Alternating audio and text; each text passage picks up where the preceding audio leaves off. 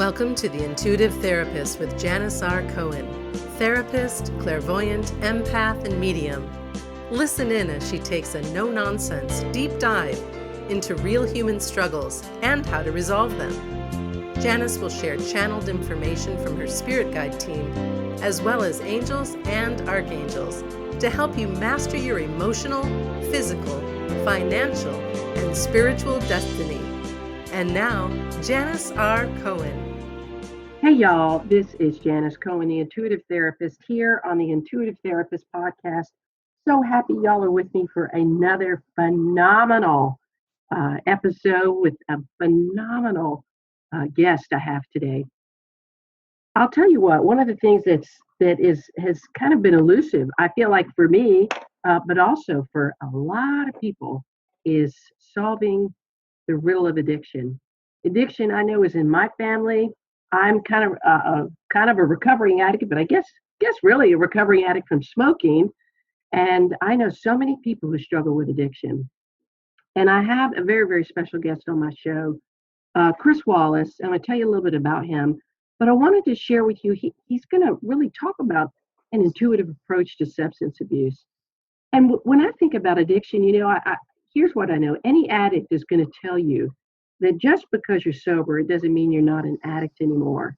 Addiction really is a daily fight, and it's a fight that many lose repeatedly. What if there was really a methodology, an actual and effective process that could obliterate addiction? When you want to learn about that? So that's what we're going to talk about today. I'm going to talk to my amazing, impressive friend, renowned strategic interventionist coach. He's really been trained in behavioral sciences and the mean streets of life. Chris Wallace, he has an amazing company, so to speak. He is the advisor to men at advisortomen.com. And he helps people solve the riddle of addiction so they can use their power in service of themselves and those around them.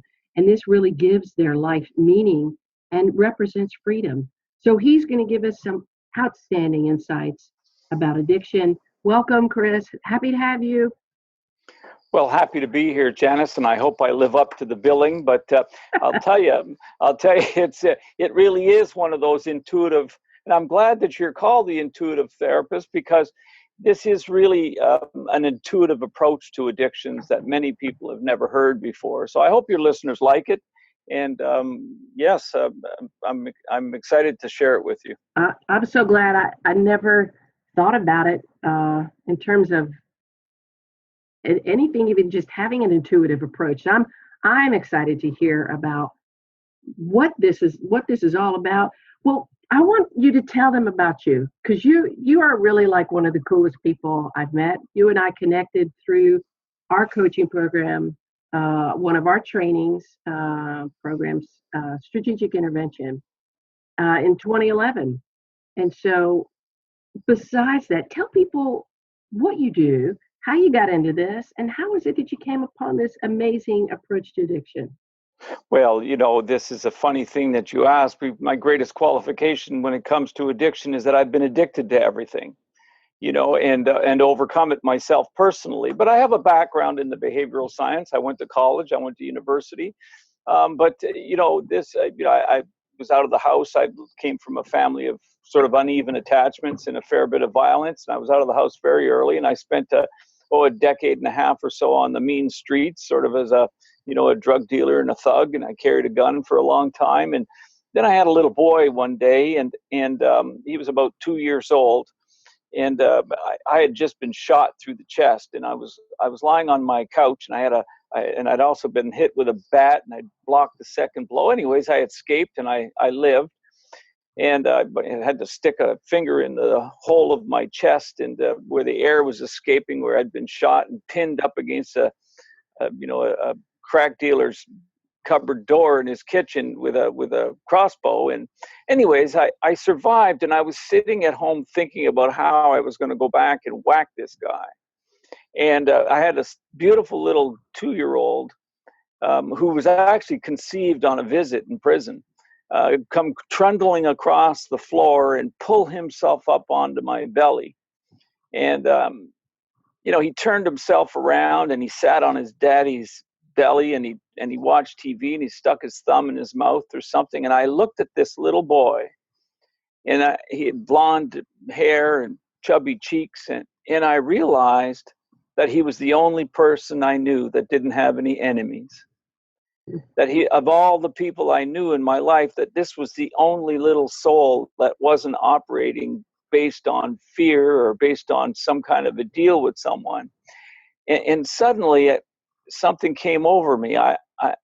I guess it was, I blinked and I realized that it was my job to protect them, that nobody else could do that. And I mean, I was sitting there thinking about how I was going to go back and whack this guy who had shot me. People knew I was coming. The cops knew I'd come. The rounders knew I'd come. I had a reputation. And I realized that I might get caught, but I was willing to do the time because it had to be done because I lived by that code. And I blinked and I said, well, geez, what happens to him? He's the only kid I know that doesn't have any enemies. What will happen to this little boy? And I knew that people would try to get after his mother. She was a good-looking gal, but she had a coke habit.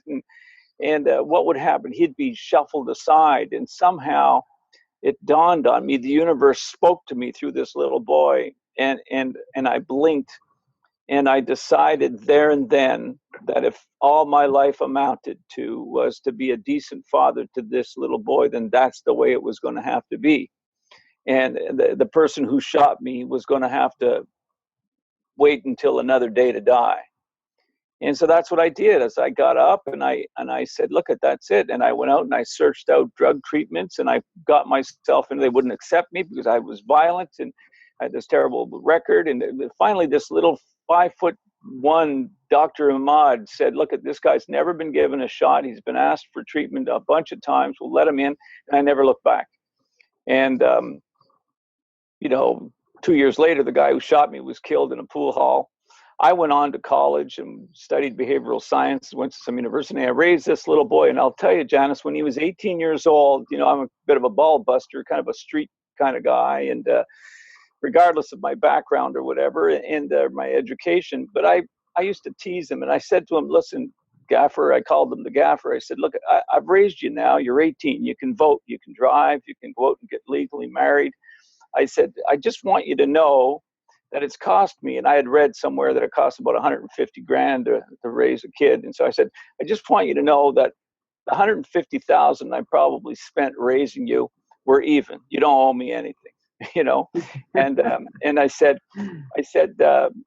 anything I give you from now on will be based on moral persuasion. It'll be based on relationship, but it won't be based on because I owe you as a father anymore. I've done my job. I've brought you to adulthood.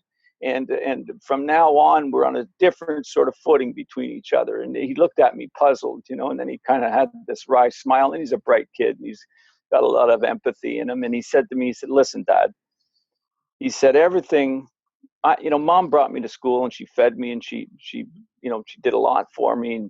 And I appreciate her. But everything I ever learned about life, everything I ever learned about people, everything I ever learned about myself, I learned that from you. And he reached over and he kissed me on both cheeks. And he said, thank you. I love you, Dad. Wow. What a story. Forget about it. Yeah, and that's how I turned myself around, was with that little boy. He was the impetus for me. He was the inspiration that I needed to kind of kick myself into a higher level. Yeah. And I never looked back. And I've been, I've gone on. I was senior vice president of a company, a sales company, largest subscription sales company in North America, headed out of Salt Lake City. I was the Canadian VP. And I did fine for myself. And he's now 35, living in Ireland. He just got married, and a great Wonderful. Kid. Yeah. So it worked out really well. You share your wisdom. I'm sorry to interrupt. You share your wisdom, your hard-earned wisdom, with the men that you work with, the people that you work with. I do, and I work with all kinds of men, because I believe that a lot of our problems these days stem from men's weakness.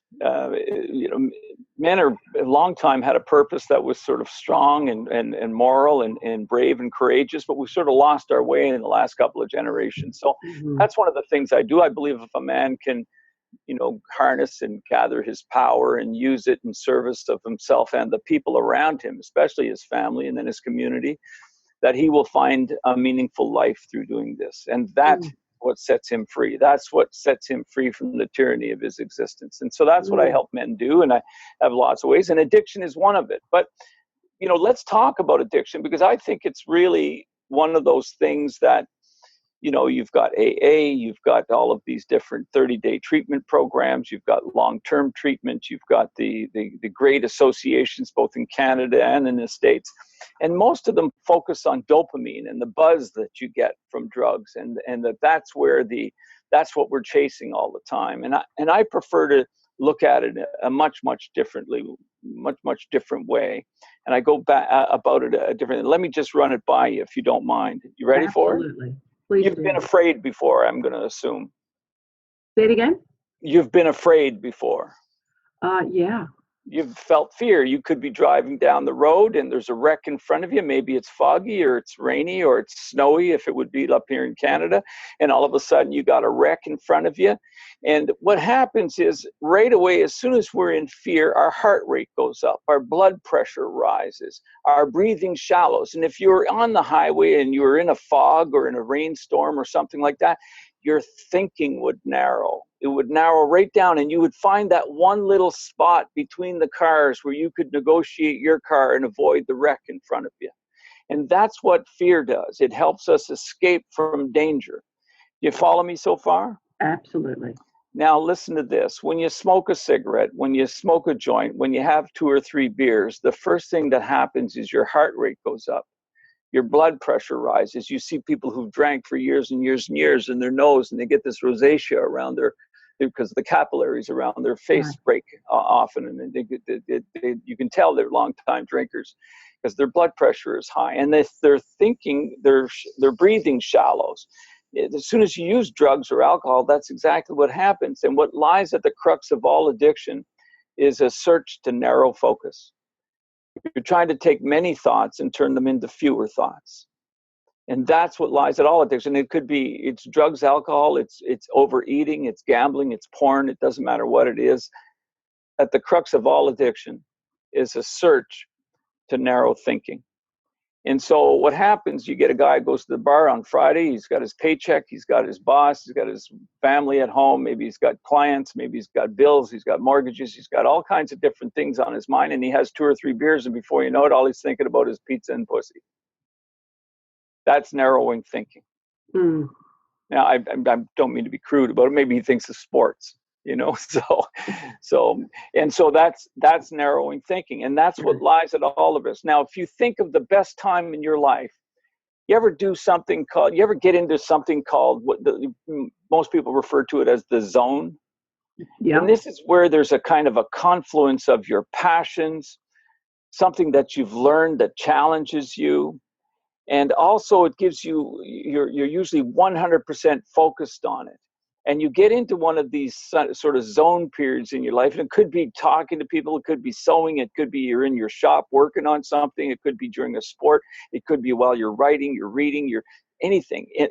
Something that puts you into that zone. But there's usually got to be a challenge involved too that helps you get better over time.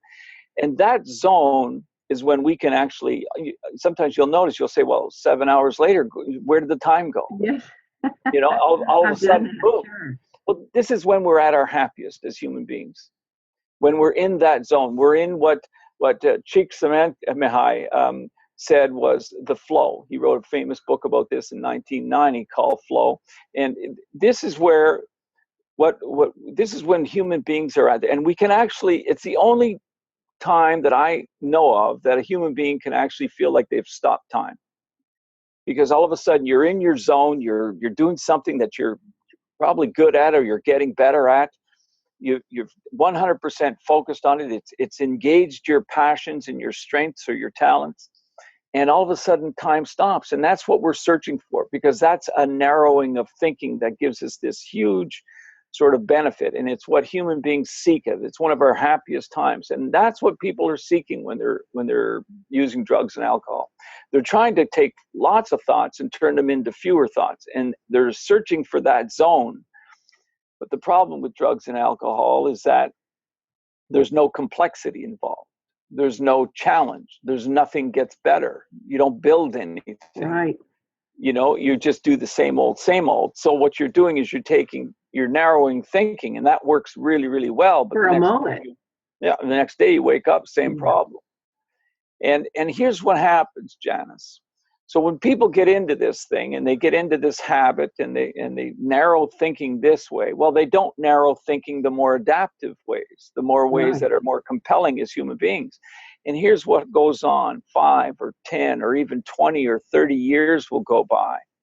And if they're lucky, one day they'll realize and look back and ask themselves, did I just live 20 years? Or have I lived a version of 1 year 20 times?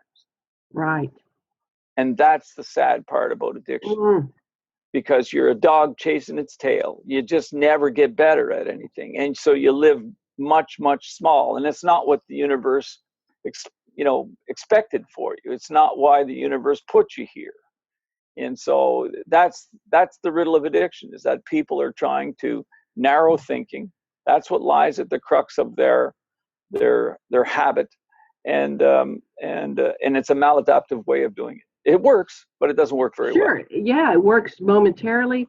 So let me ask you, one addict to another, how do you help people find freedom from addiction? How do you help them find that sweet spot that lasts? Because that's what I hear you say. It's a sweet spot. And I know what that sweet spot is. I love to write. I'm a writer. In part, that's what I do. And I there have been times where I've sat down at my computer and 4 or 5 hours later, I'm looking up and I'm like, whoa, where'd the time go? So I get that. So how do you, in your work with addicts, how do you help them? Well, there's more to it. And I'll tell you, if you're in a fear state, can you be in a confident state? No way. They're mutually exclusive emotions. Right. Now, you can parse this a little bit and say, well, you get the guy who's the MMA fighter who's about to fight for the championship. Maybe he's scared shitless, but he's vacillating the same way, a multitasker, they're usually switching from task to task. Very few people can multitask. Well, the same way that happens emotionally too, where you may be afraid, now you're confident, now you're afraid, now you're courageous, now you're afraid, now you're courageous. So he's vacillating back and forth between those two. Well, somebody who puts themselves in a physiological fear state, and the body is where your soul lives.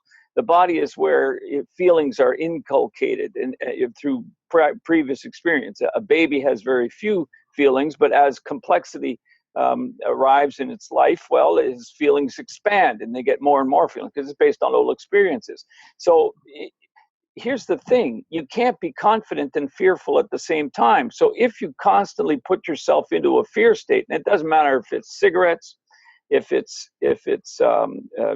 beer drinking every day, if you're smoking pot all the time, if you're a hard liquor drinker, any of those things that put your body into a fear state, over time your level of confidence has to go down. It'll slowly erode, and you won't notice it, but slowly but surely your confidence goes. And what can happen over time is that it becomes something called learned helplessness.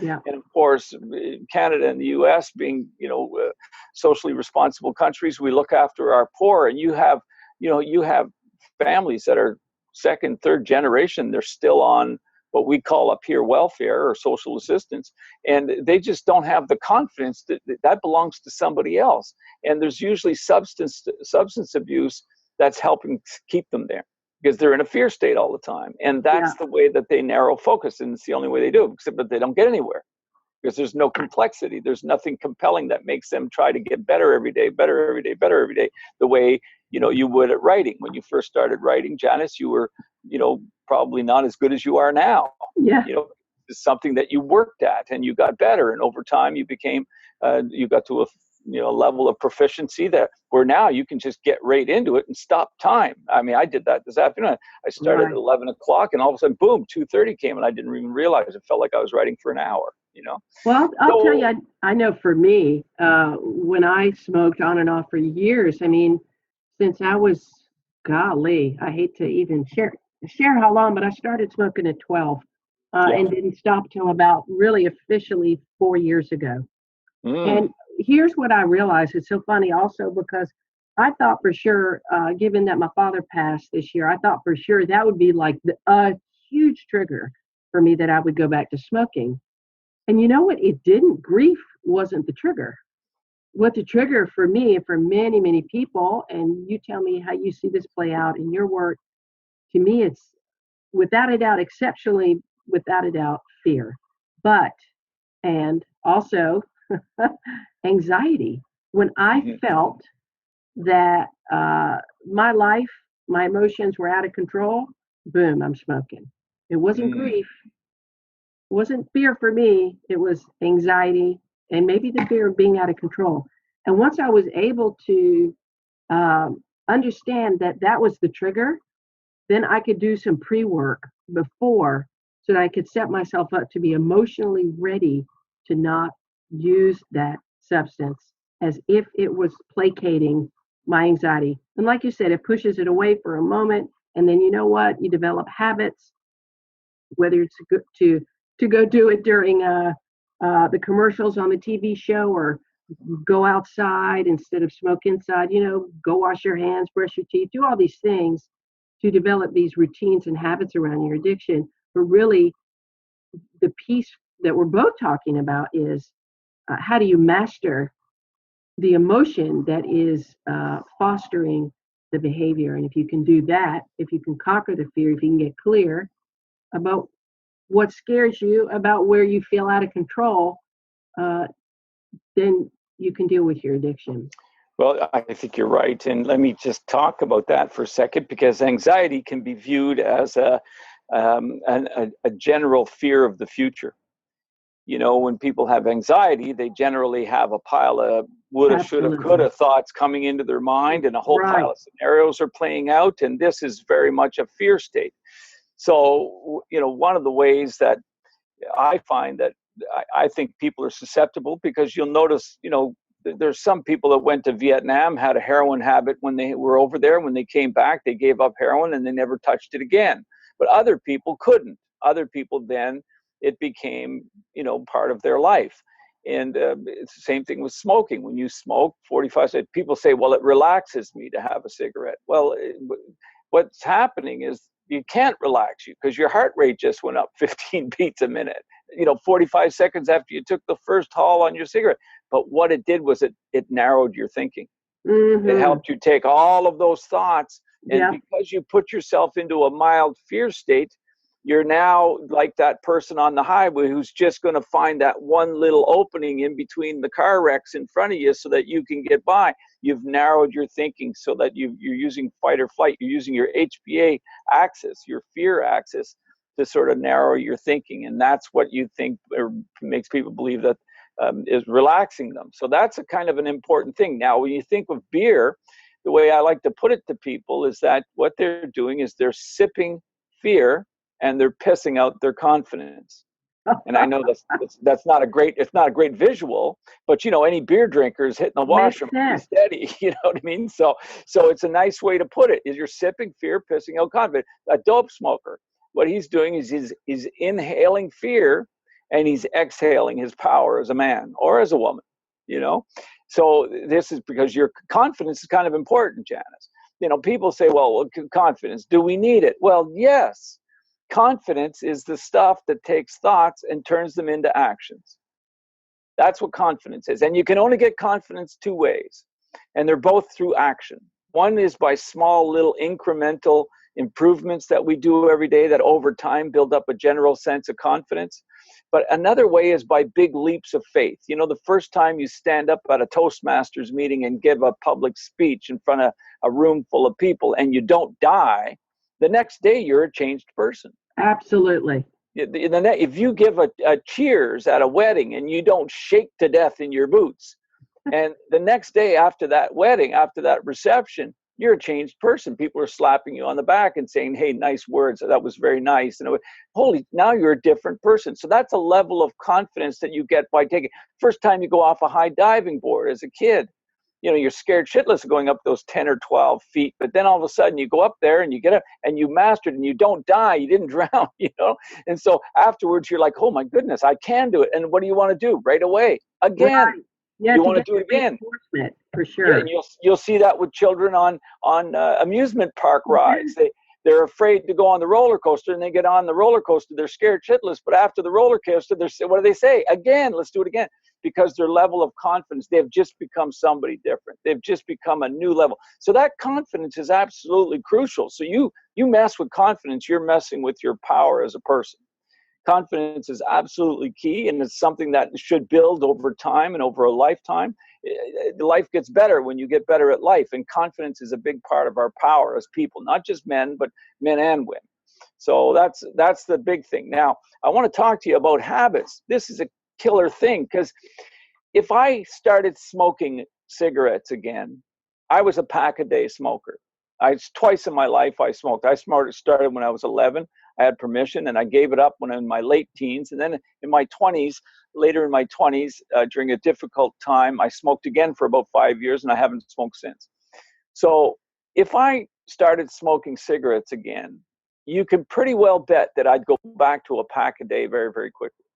If somebody is a 6 beer a day drinker, or a bottle of wine per day drinker, or a 2 bottle of wine per day drinker, and they give it up and they don't touch it for 2 years and they start drinking again, if they've done it for long enough, chances are they'll go right back to where they were. And all the addiction treatment people say, yeah, and this is why we label people addicts. This is why we say I'm an addict forever, because I'll always return to it.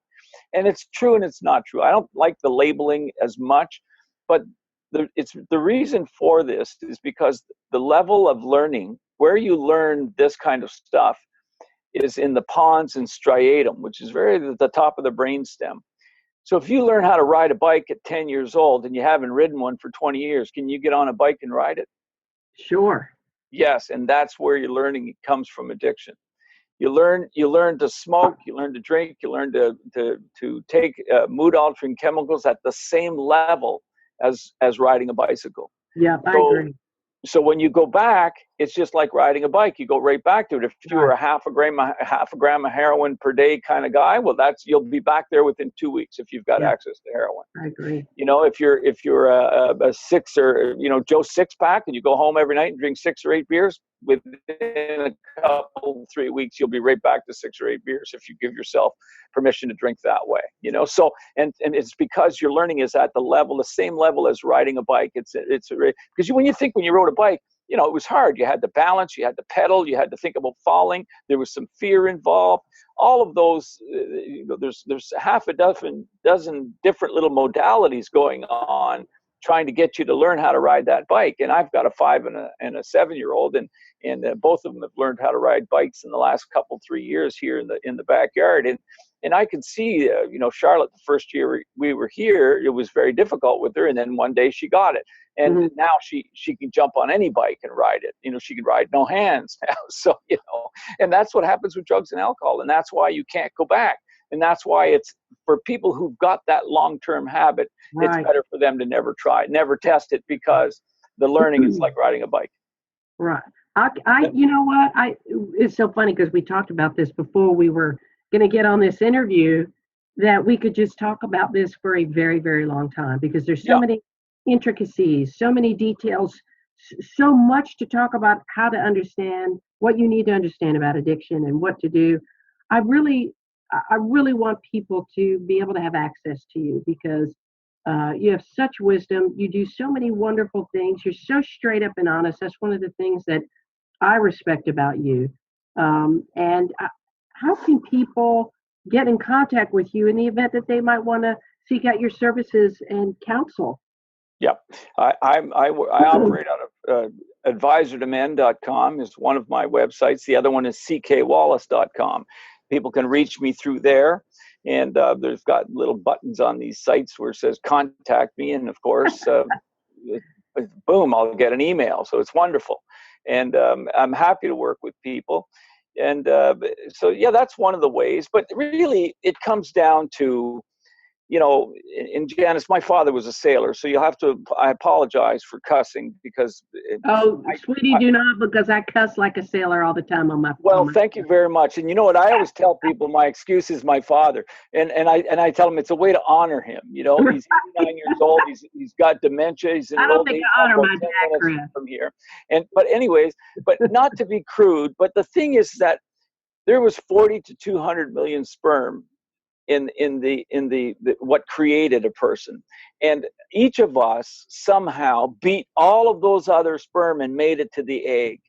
You could have been a boy, I could have been a girl, any one of us could have had any kind of developmental delays or other characteristics. I could have been brown-eyed, instead I have blue eyes, all kinds of things. But the universe, in its wisdom, in its infinite wisdom, and call it God if you like, and I like that God idea, it chose me, it chose you, it chose each one of us, and our prize when we won that race was a life. And so now it's up to us to do something with it, right, to contribute to the great master plan. Mm-hmm. And so when we're in a situation where, and trust me, it's adaptive in a way to go and use alcohol and drugs or to smoke cigarettes, except for we need to become aware that what we're really searching for is our zone. What we're really searching for is our flow. When there's a confluence of our passions and our strengths and our focus on something that's productive and that gives us joy. There's enjoyment in it. And there's complexity that gets more and more and more. I mean, the first time you surf a 1 foot wave is one thing, but if you're used to surfing 5 and 6 foot waves, a 1 foot wave isn't going to do it for you anymore. And that's what the zone does. You get good at surfing, and before you know it, you want to surf a little bit higher wave and a little bit more. And that's the progression of the human race. And this is where confidence comes in. So to mess with that is a deal with the devil. It's not to use a biblical term. It's right. A deal with the devil. It's going contrary to what the universe's plan is for you. And everybody's got something. Otherwise, they wouldn't have been accorded the gift of life. I could listen to you forever, and I respect you so much. And I'm so grateful that you agreed to be a guest on my podcast. You just have such wisdom. And I'm just so happy that I can share you with my listeners, because you've got a lot of important things to share. So thank you so much, Chris, for being on my show. And I hope y'all have enjoyed this episode of the Intuitive Therapist podcast. And y'all know how to reach me, Janis at janisrcohen.com. You've got my office number, 404-558-3971. Call for a reading. If you're interested in changing your life, reach out as well to either Chris or myself. We're both here to help support. And always hop over to iTunes, leave a rate and review. It would be so wonderful for me to see your comments and such. I wish y'all a wonderful day, a blessed week, and always live intuitively. Thanks for listening to The Intuitive Therapist with Janis R. Cohen. If you like what you heard, the best compliment you can give us is to share this podcast with a friend and subscribe, rate, and review at iTunes.